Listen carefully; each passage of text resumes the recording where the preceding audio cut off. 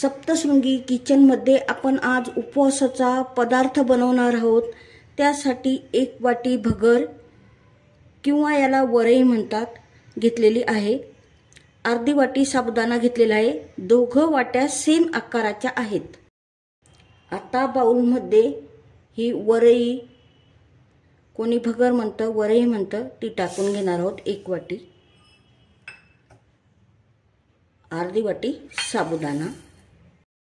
हा साबुदाणा आणि वरई आता पाण्याने 2-3 वेळा स्वच्छ धुवून घ्यायचं आहे। आता हे मिश्रण मी 3 वेळा स्वच्छ धुतलेलं आहे। त्यात आता कोमट पाणी टाकून घ्यायचं आहे। आता हे साबुदाणा, वरई किंवा भगर 2 तास पाण्यात भिजू द्यायचं आहे, कोमट पाण्यात। साबुदाणा भगर भिजवून 2 तास झालेले आहेत। आता जास्तीचं पाणी आपण काढून घेऊया। जास्तीचं पाणी आपण काढून घेतलेलं आहे। 1 बटाटा घेतलेला आहे, तो स्वच्छ धुवून तुम्ही किसू शकतात, कापू शकतात। पाऊण वाटी दाण्याचं कूट, 1 चमचा जिरे, चवीप्रमाणे मीठ। मी 6 हिरव्या मिरच्या घेतलेल्या आहेत, तुम्ही कमी जास्त करू शकता। बटाट्याचं साल काढून घेतलंय, तो स्वच्छ धुवून घेतलेला आहे। आता तो किसून घेऊया।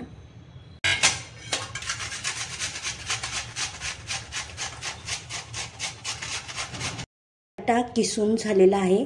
आता तो स्वच्छ धुवून घेऊया। आता आपण बाउलमध्ये स्वच्छ धुतलेला बटाट्याचा किस टाकून घेऊया।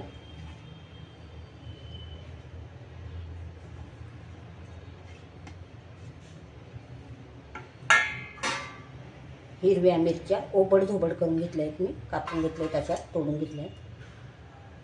दाण्याचा कूट,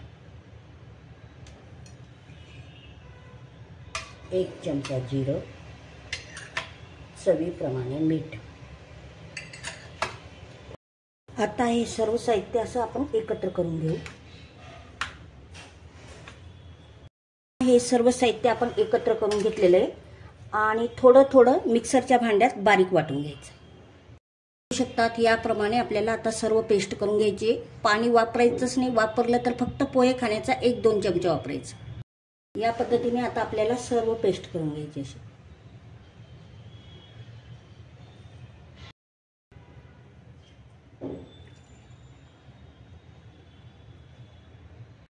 आपली पेस्ट छान तयार झालेली आहे। हे मिश्रण आपण 10 मिनिटं आता मुरू देऊ। आपण आता तव्यावर पाणी टाकून घेतलेलं आहे, त्याचं तापमान कमी करण्यासाठी।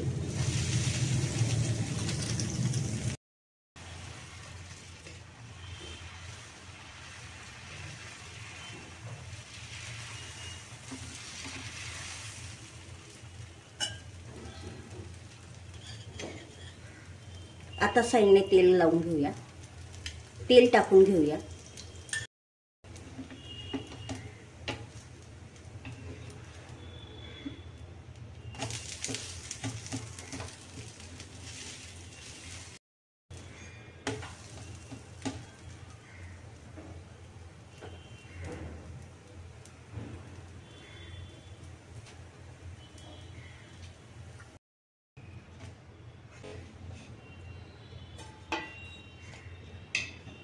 हे बघा, असा छान आपला आता डोसा तयार झालेला आहे, बघू शकता।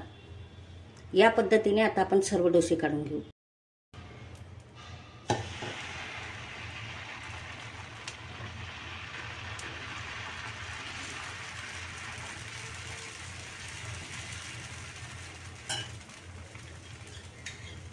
आता साईडने तेल टाकून घेऊया। आता आपण पलटून घेऊ त्याला।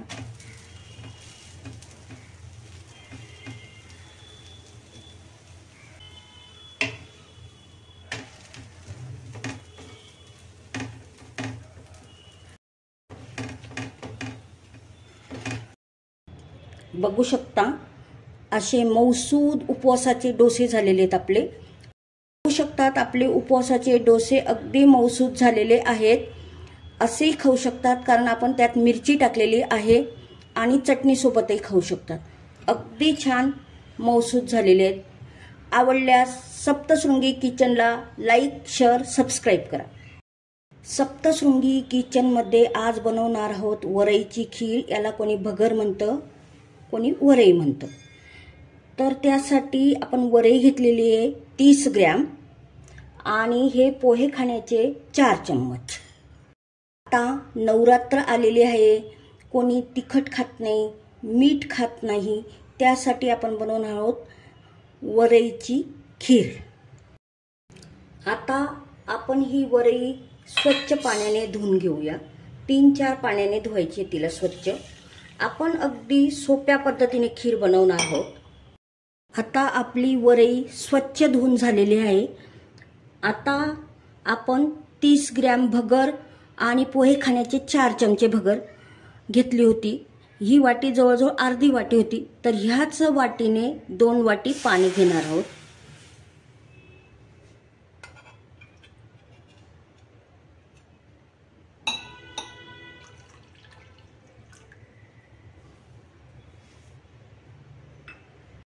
दोन वाटी पाणी घेतलेलं होतं, त्याला उकळ आलेली. आता गॅस मंद करूया आणि 1 चमचा तूप त्यात टाकून घेऊया.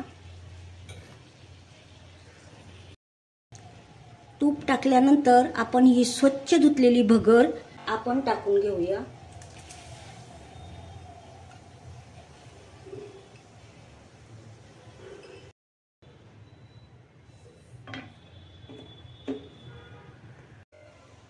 आता मंद आचेवर ही भगर अगदी मऊसूद होईपर्यंत शिजू द्यायची आहे.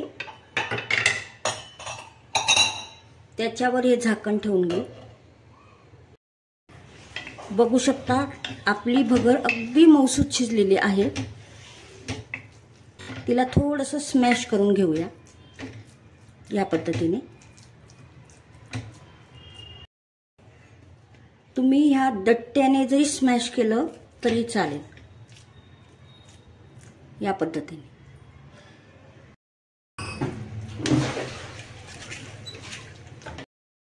बघू शकता आपली भगर छान स्मॅश झालेली आहे. भगर कोणी भगर म्हणतं, वरई म्हणतं. त्याच्यात आपण आता हे 2 वाट्या दूध टाकून घेणार आहोत. आता दुसरी वाटी टाकून घेतो.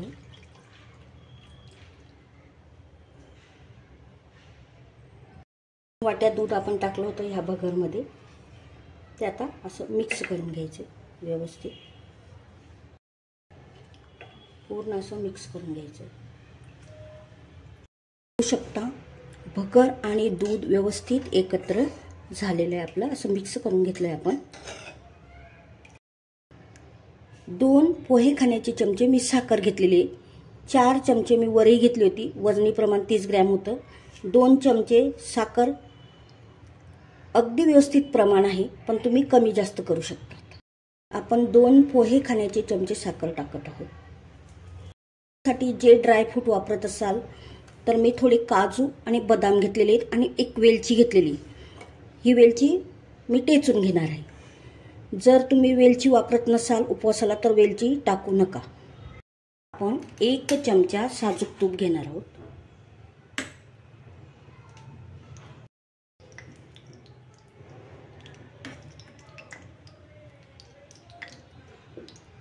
तुपात आपण हे ड्रायफ्रूट टाकून घेणार आहोत आणि गॅस बंद करूया. आपण हे ड्रायफ्रूट भगरच्या खीरमध्ये टाकून घेणार आहोत.